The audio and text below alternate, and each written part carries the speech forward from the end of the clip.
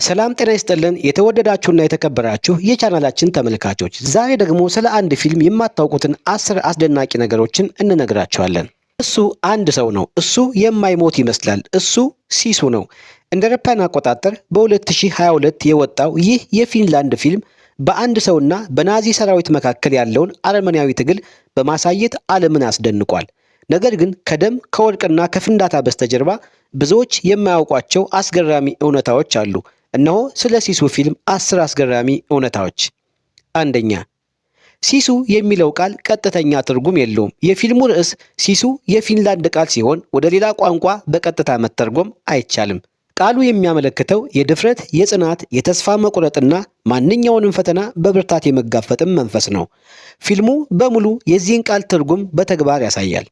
ሁለተኛ፣ ዋናው ተዋናይ በቀረጻ ወቅት 64 ዓመቱ ነበር። ፊልሙን የተሸከመውና አብዛኛውን አደገኛ ትዕይንቶች ስታንትስ የሰራው ጆርማ ቶሚላ ፊልሙ ሲቀረጽ ዕድሜው 64 ዓመት ነበር።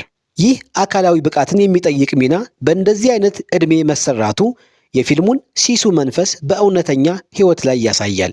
ሶስተኛ፣ አብዛኛው ትዕይንት የተቀረጸው በኮምፒውተር ሳይሆን በእውነተኛ ፍንዳታ ነው። የፊልሙ ዳይሬክተር ጃልማሪ ሂላንደር ፊልሙ የድሮ የ80ዎቹ የድርጊት ፊልሞች ስሜት እንዲኖረው ፈልጎ ነበር። በዚህም ምክንያት አብዛኛዎቹ የፍንዳታና የተኩስ ትዕይንቶች በኮምፒውተር ምስል ማስተካከያ ወይም ሲጂአይ ሳይሆን በእውነተኛ ፍንዳታዎችና በተግባራዊ ውጤቶች የተቀረጹ ናቸው። አራተኛ፣ ዋናው ገጸ ባህሪ በፊልሙ ውስጥ የሚናገረው ከ100 ቃላት በታች ነው። የፊልሙ ዋና ገጸ ባህሪ አቶሚ ኮርፒ በፊልሙ ውስጥ በሙሉ የሚናገረው በጣም ጥቂት ቃላትን ብቻ ነው። ይህ የተደረገው ሆን ተብሎ ሲሆን ገጸ ባህሪው በንግግር ሳይሆን በተግባር የሚገለጽ መሆኑን ለማሳየት ነው። አምስተኛ፣ የተዋናዩና የዳይሬክተሩ የቤተሰብ ግንኙነት። የፊልሙ ዋና ተዋናይ ጆርማ ቶሚላ እና የፊልሙ ዳይሬክተር ጃልማሪ ሂላንደር አማቾች ናቸው። ዳይሬክተሩ የተዋናዩን እህት ነው ያገባው። ከዚህ በፊትም በሌሎች 2 ፊልሞች ላይ አብረው ሰርተዋል። ስድስተኛ፣ የውሻው ገጸ ባህሪ ታሪክ። በፊልሙ ላይ የሚታየው ውሻ በዋናው ስክሪፕት ላይ አልነበረም። ውሻውን ወደ ታሪኩ እንዲገባ ሐሳብ ያቀረበው ዋናው ተዋናይ ጆርሚ ቶሚላ ነበር። ይህንን ያደረገው ገጸ ባህሪው ከእንስሳት ጋር ያለው ግንኙነት ለብቻው ተዋጊ ትንሽ ሰብአዊነትን ይሰጠዋል ብሎ ስላሰበ ነው።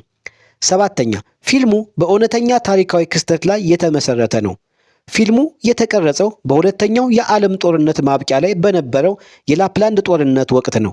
ይህ ጦርነት ፊንላንዳውያን ከሀገራቸው ሲያፈገፍጉ የነበሩትን የናዚ ጀርመን ወታደሮችን ሲዋጉ የነበረበትን ጊዜ ነው። ስምንተኛ፣ የፊልሙ ዋና መነሻ ሐሳብ ራምቦ ነው። የፊልሙ ዳይሬክተር እንዳለው የሲሱ ፊልም ዋነኛ መነሻ የሆነው የመጀመሪያው የራምቦ ፊልም ፈርስት ብለድ 1982 ነው። የአንድ ሰው ሰራዊት እና በተፈጥሮ ውስጥ መትረፍ የሚሉት ሐሳቦች ከዚህ ፊልም የተወሰዱ ናቸው። ዘጠነኛ፣ ፊልሙ የተሰራበት በአንጻራዊነት በዝቅተኛ በጀት ነው። ምንም እንኳን ፊልሙ ከፍተኛ በጀት የወጣበት ቢመስልም የተሰራው በ6 ሚሊዮን ዩሮ ወይንም ወደ 6.5 ሚሊዮን ዶላር ብቻ ነው። ይህ በጀት ከሆሊውድ የድርጊት ፊልሞች ጋር ሲነጻጸር በጣም አነስተኛ ነው። አስረኛ፣ ገጸ ባህሪው እውነተኛ ሰው አይደለም፣ ነገር ግን የፊንላንድ መንፈስ ተምሳሌት ነው።